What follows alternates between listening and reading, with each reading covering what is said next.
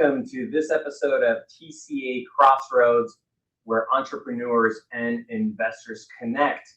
My name is Kostin Tukulescu. I'm your co-host, and as always, I'm joined by Mr. David Friedman.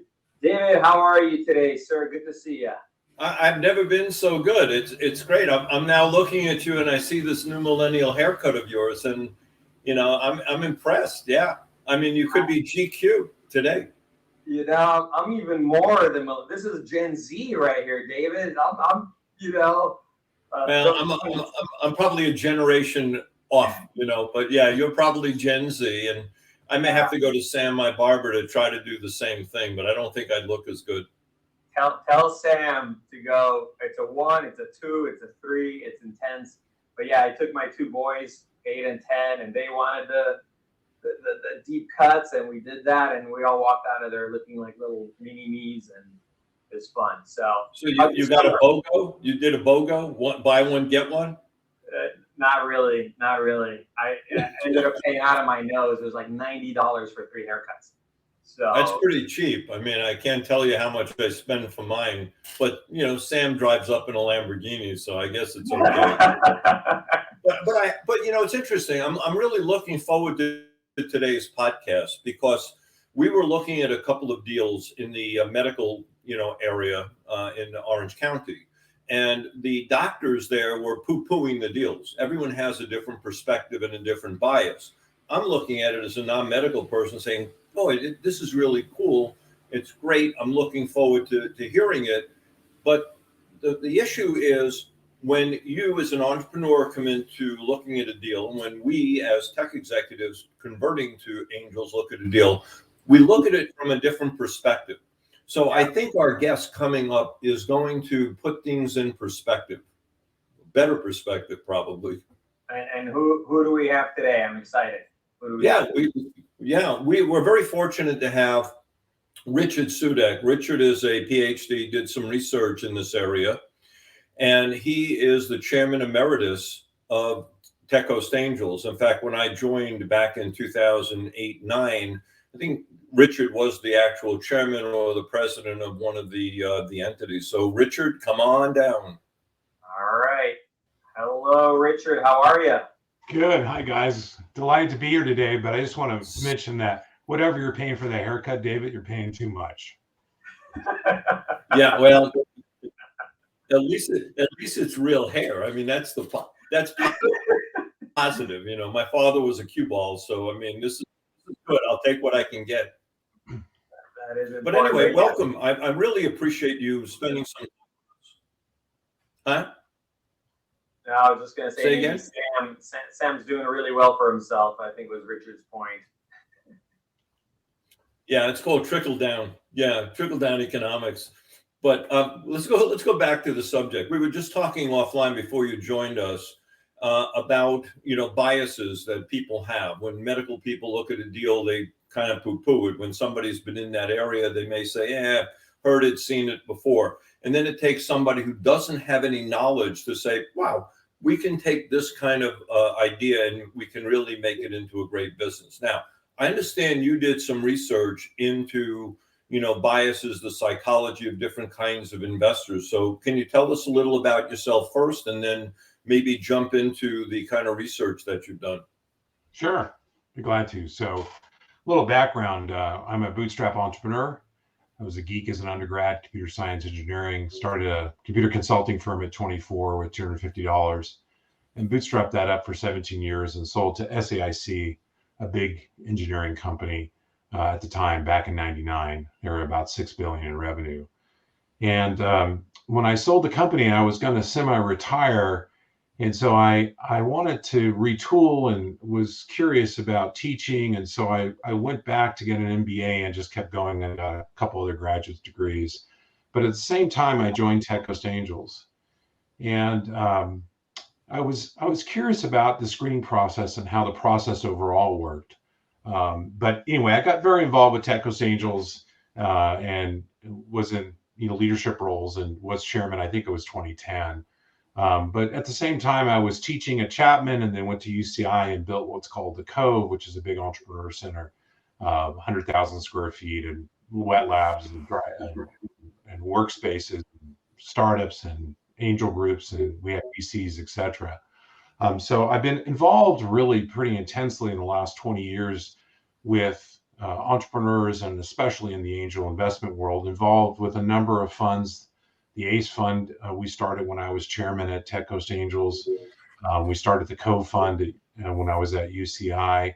And I coach entrepreneurs and coached a couple to IPO. So I've been around entrepreneurial teams and entrepreneurs quite intentionally for a while.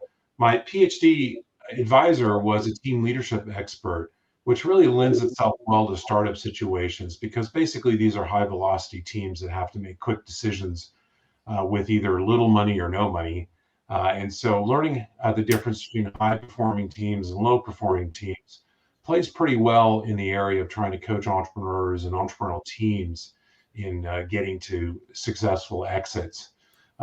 So anyway, that's sort of the background.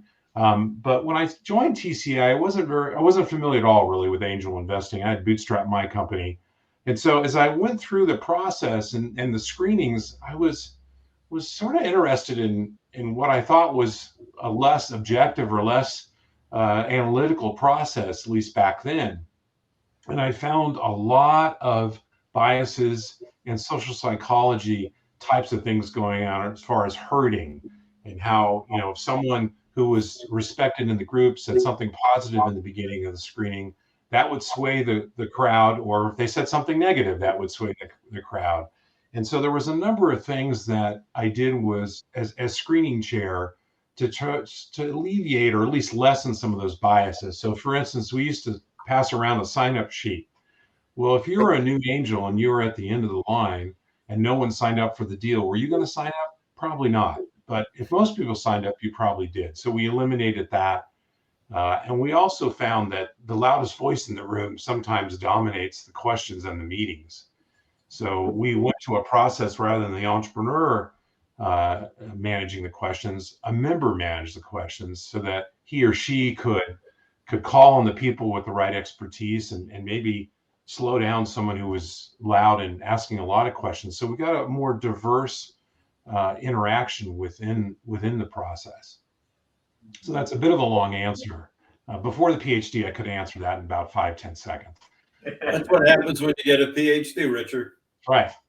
So I just want to ask, I just want to just dive into that. Did you see results from that? Were there any measurable results from those 2-3 different changes? So not in a quantitative way, but from a qualitative way, yes. So a number of members were appreciative that sometimes I'd shut down the loudest voice and get other people involved in the discussion. They did appreciate that. They did appreciate becoming a little more aware of some of the biases that we had put into the process that we weren't aware of. I mean, by no means did anyone decide to put a sign-up sheet thinking that was going to be good or bad. They just thought that was a way to sign up for deals. Yeah. And this is back when we didn't have an app to rate the deal. I mean, this is way back 20 years ago. So yes, we did have some results there.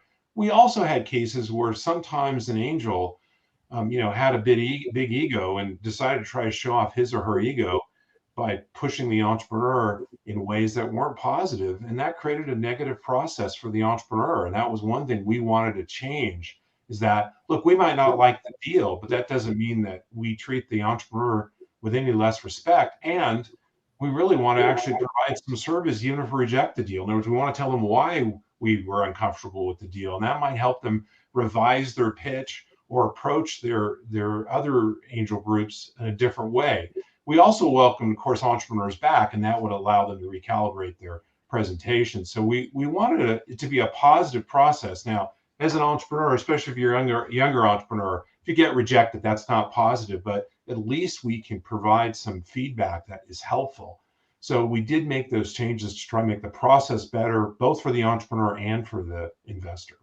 Yeah, that's awesome. And I know in your research, you've done some really extensive, deep analysis. Why don't you share some of that with us, maybe from the investor perspective first, the investor side. What did you learn from that research? So, the trigger for the research, because I went to the PhD process, it was really because I wanted to teach. And in the academic world, if you have a PhD, it's easier to get a teaching gig. But when I was going through my graduate work, I found a study. It was actually out of the UK, where a researcher found that both for VCs and angel investors, that perception of passion and perception of trustworthiness was either 1, 2, or 3. And when you ask angels what's the top things, they don't necessarily say trustworthiness or passion. Now, passion does come up, but this was also the case for VCs. And one of the biases that most of us have is that the angels are a little less rigorous in their process, and VCs are a little bit more analytical and more rigorous in their process. And so I was really curious about this. And as I read more about the research, I was curious about passion. So I actually built my dissertation about the perception of passion, because it's one of those things, people sort of know what it is, but when you ask them to describe it, you'll get 5 different answers from 5 different angels. Yeah. I mean, passion is a squishy thing. And so what's the cliff notes? What's the cliff notes? Give us the top 3 things that's passion. Well, let me just say that when you look at what gets a deal to due diligence, what moves a deal ahead, we looked at all the normal types of attributes like passion, trustworthiness, management team, track record, strength of the advisors, exit route, revenue potential, market growth, all those typical things. And what we found was that passion of the entrepreneur, the exit path, barriers to entry, and trustworthiness were by far the 4 key attributes that got the deal to due diligence. Because we first wanted to understand what got it to due diligence. And let me just do a little academic thing here. We actually put an instrument in stream in the screening process. Most of this is retroactive, this research, or when they look back, which is faulty because we don't remember properly when the last deal it went through. So in the screening, they filled out the survey after the PowerPoint, then they filled it out after the Q&A. So we got in the moment perception of the deal. So those were the 4 keys that really got deals to due diligence. Now, if we drive down a little bit there on passion, what we realized is, well, what is passion? So we interviewed angels across the country on what were mannerisms and attributes of passion. And we took those attributes and those mannerisms, and we broke down a couple hundred videos of screenings to see if there was a correlation with the mannerisms of the entrepreneur and the rating of their passion. And we found out that they were, of course. So we found that people had this perception of passion and they were able to indicate it.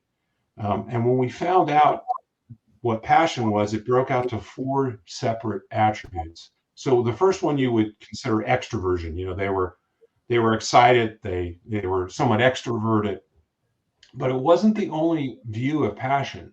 So it doesn't mean you need to be extroverted to show passion. We found the other attributes were preparedness, which means that they really understood their industry, and you asked them questions about their industry. They knew the market leaders, they knew the data, they knew their cost of goods, they knew the industry and their business really well. We also found out what we called committed. So they were highly committed. They mortgaged their house, or they took a loan, or they did whatever it took basically to keep this thing going. And the last attribute was coachability. But the important thing here is that if you're an entrepreneur, the most important thing out of this research is that you're genuine. Okay, maybe you're not extroverted, but we'll pick up on your passion because you're prepared, you know your stuff, you're committed. So don't fake it if you're not an extroverted person. If you are, that's fine.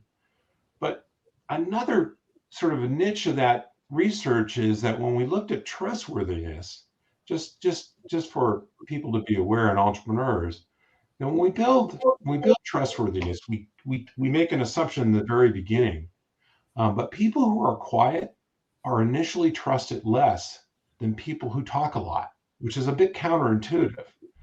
So sometimes when you're interacting, if you're too quiet and reserved, sometimes we start wondering what's going on and can we trust you? Because people who are extroverted and talk a lot, we might be annoyed by them talking a lot, but we sort of know where they're coming from. So yeah, that was a very long explanation. I'll pause there. Sorry. Yeah, it's interesting. I'm thinking about, I'm fairly extroverted, and you've known me. No, not fairly. You're extremely high and extroverted. You talk a lot. Yeah, ENTJ. I mean, I get it. But let's step back a little, and I want you to take a look at the different kinds of angel investors. You have angel investors that come out of entrepreneurism, being an entrepreneur like Costin. You have angels that come out of the real estate market. You have angels coming out of the corporate world like I came out of. You know, I did more intrapreneurship than entrepreneurship. I converted. How do the biases change, or why are there different biases? How can you even compensate for those biases when you look at a deal? So let's talk about that for a little while, because I think you have some really good insight. So I'm not sure about really good insight, but let me just say the basis for this, how we found this. So what I did is I wanted to see if there was a gender difference in the investment decision process. So I took my instrument to Golden Seeds, which is about 80% women. TCA at the time was about 80 or 90% men, most likely. So I wanted to see if there was a difference in the decision process. And what I found that there was not, that the decision process was the same. However, there was extra noise in the data. So we want to understand what that noise was. And what we realized is that 80%, I'm using an approximate 70 something maybe, were the women were from the corporate environment, a lot from Wall Street, but around 80% at the time of TCA members were entrepreneur angels. In other words, they made their money through entrepreneurship and an exit, where these women made their money mostly through corporate life, Wall Street. So we started to look at that decision process, and what we found is that corporate angels focus on the plan, which makes sense. In the corporate world, you build a plan, you build a budget, and that's how you get ahead, or you're successful for the most part. I mean, there's a lot of other factors there. But entrepreneurs focus more on the team, because they know the plan is going to change every month. And whatever plan they have is going to be turned upside down, most likely, at least within a few months or a year or even sooner. And so they're more interested in how that team and how that entrepreneur pivots and flexes and changes. And they know that they want the assumption here is that they tend to want the entrepreneur to be able to be fast on their feet, to be able to change the situation and be opportunistic. Now, in the corporate environment, and this is a bias I have, not as opportunistic. In other words, you had a plan, you have a budget, and this is what you're sticking to. Not that you can't change it, but there's a whole process you got to go through to change it. As an entrepreneur, you can make that decision in a minute or so to change or pivot. In the corporate life, typically you can't. There's this great saying that I love, and I think I've said it on the podcast before. I believe it's attributed to Mike Tyson. And Mike Tyson says, everyone's got a plan until you get punched in the mouth. And let me say, and I agree with that. That's a perfect saying for this. Yeah. But this really impacts the screening process and the due diligence process, both for the investors and the entrepreneur, because you probably can identify the corporate angels pretty quickly if you're an entrepreneur and the questions that they ask. But it also will frustrate each party, because the corporate angels train that if the plan isn't good, forget it. And the entrepreneur angel is saying, I like the plan, but I love the entrepreneur. Yeah. So do you find also that the corporate background angels are less risk averse, where the more entrepreneurial angels are more risk averse, more appetite for risk, more moonshot versus more, okay, show me the revenue, show me, the traction type investor? So that's a great point to bring up, Costin, because there's a little bit of a myth there about entrepreneurs and risk. Entrepreneurs are calculated risk takers. They're not big risk takers necessarily. Now, the media sensationalizes people like Richard Branson, who flies balloons around the world, and he's taking big business risks, etc. Yeah. But most entrepreneurs, they'll take risk, but they're a little different. Now, we had a number of other instruments in this process, and I just want to digress for a moment. I know it sounds a little academic, but what we did is we did deep backgrounds on the investors. So we had their personality, their expertise, their experience, their regulatory focus. Regulatory focus is, in the angel world, is I don't want to miss a deal, so I'm going to invest. I'm going to get in quick and early. Or the other end of regulatory focus is I don't want to make a mistake, so I can't pull the trigger. We looked at social competence. We looked at cognitive style. And so this data actually allowed us to look at an individual and predict how they're going to rate a deal based on their cognitive style, their experience, and their expertise. And so this really looked at things a little differently than just what the entrepreneur is presenting. And so this is important to understand, that angels with different backgrounds look at deals differently. And to David's point earlier, what we found also is that angels rate deals in their industry much lower than deals outside their industry. So you'll find someone who has, let's say, a lot of expertise in the medical area, David, and they tend to know all the skeletons, and they already have a significant number of biases. Now, me as a tech guy, when an Alzheimer drug comes through, I'm excited because I don't know anything about biology or cells, and it just sounds like, oh yeah, that's a big problem. We want to fix that. But the reality is, we often rate the deals in our expertise much lower. And so, to your point, David, at some point we have to listen to that because they understand the industry, but they might be biased in how they look at the industry because they've been in it so long that they're not looking at it different ways. And so when I built a board for my company, I got people outside my industry because I wanted people to look at the problem differently than just the people in my industry. And I often recommend that to the teams I coach. Yeah, I want to follow up on that because one of the I want to go back to 2 points. Number one is risk, and the other one I want to talk about due diligence because I think it plays to the points you're raising. In risk, in TCA, what we have done lately is actually have a section that codifies the risk. What would go bump in the night? We use an acronym called PESTLE, political, environmental, economic, societal, regulatory, technical. So we try to classify that and break it down so people can have an objective way to look at it, be it an entrepreneur, be it a corporate world. So we're trying to handle that so we sort of like make that something that everyone can look at on the same basis.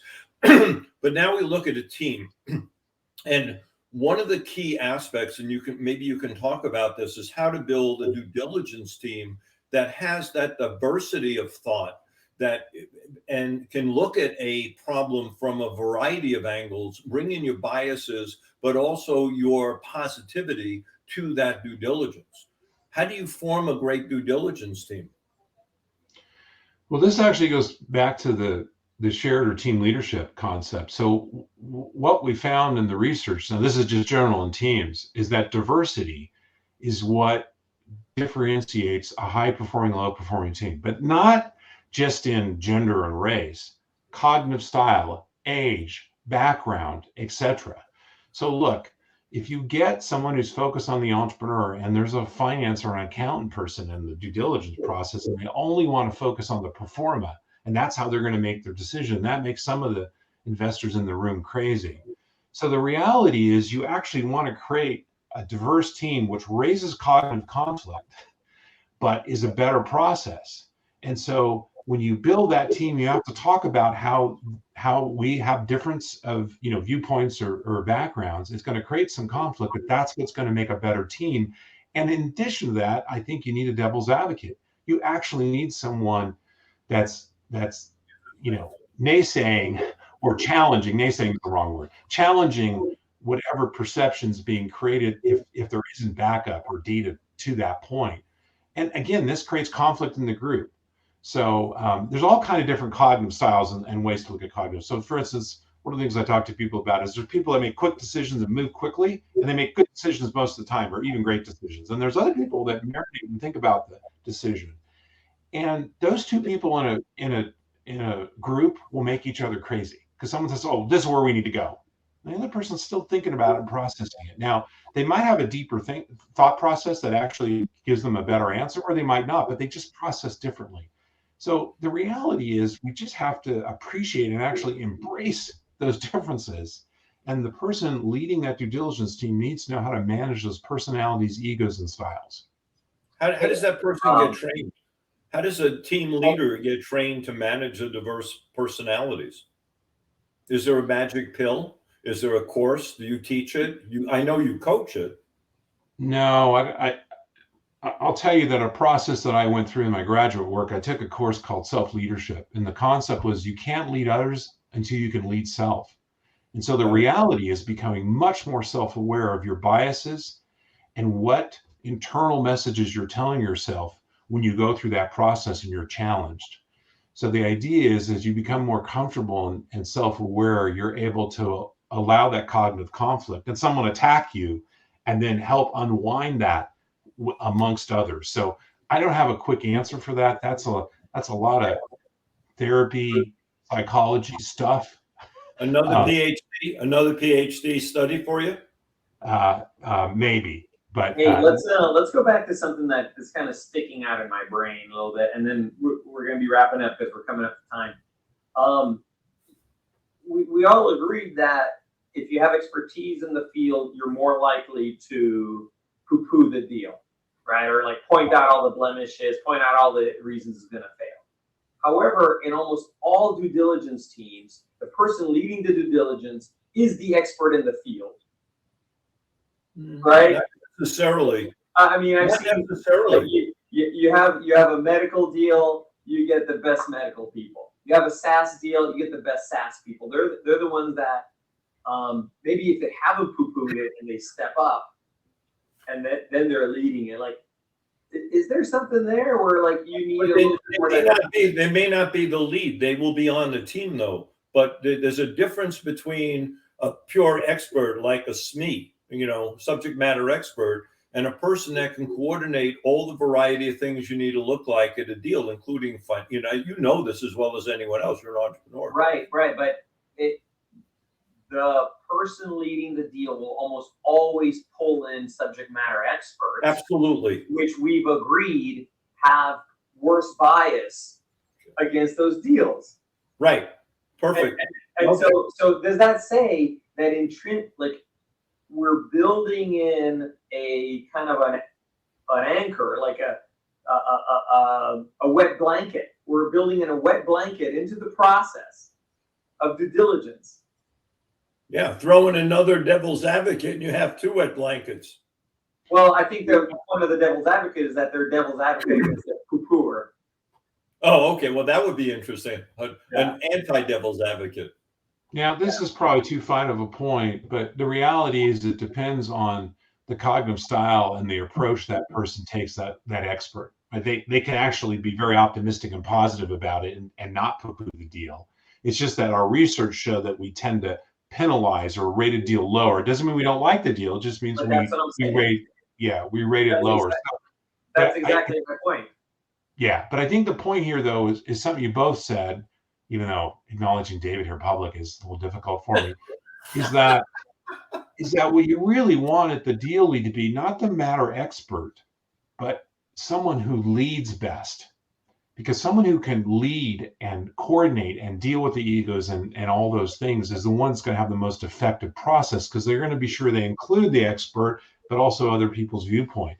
And I think one of the key questions there to ask if you're in the due diligence process or it's even in a screening is that if someone is poo-pooing their ability to do something, the question turn around is, but if they were able to do this, would this be, a big market, a big success, etc. So then you rather than argue whether it's a good deal or not, then you have to break down what that issue is and how that they're going to get past whatever obstacle that person thinks is in place. Because what happens is sometimes we have a perception, we have this bias, and then we jump to the deal's no good. No, here's what I'm stuck on. I don't think they can do this. So let's focus on if they can do this. Because if they can, we all agree this is a big market. And I think that's how we have to frame this process, is breaking down. We don't jump to it's a bad deal. We focus on what the obstacle is and then break the obstacle down. Yeah, well, unfortunately, we've run out of time, but let me just summarize a few points, and then Costin, tell me where I miss it. Number one, we all bring biases to the table. If you're an entrepreneur, you have the bias saying we're going to focus on the team. If you're a corporate executive, you're going to focus on the plan. So the key issue then is to understand the biases when you go into screening, when you go into due diligence. Make sure you have a diverse team that incorporates those biases, incorporates the diversity of thought, so you can look at this problem from a variety of angles, put in a devil's advocate or an anti-devil's advocate, depending on the perspective of the SME involved, And then it's important also, I think, for the entrepreneur to understand their audience. If they're presenting to a group of angels that are coming out of the corporate world, focus on the plan. Don't forget the team. And if you're focusing on a group of angels that are entrepreneurs, focus on the team and the structure and the advisory board, but don't forget the plan and the market, because those two things that are number one and number two, team, product, market mix in terms of success. I'll let you have the last word, Costa, and tell me where I missed something, or Richard, correct me or add something flavored here. I do want to give Richard a chance. Anything else that maybe we missed, Richard? Well, I think I want to just mention the fact that I made that statement about David. All of a sudden, he wanted to end the interview. I just don't think that's a coincidence. But to David's point, as an entrepreneur, you want to remember that usually the group is very diverse. So you have corporate angels, you have entrepreneur angels, you have old, you have young, you have all kinds of different personalities.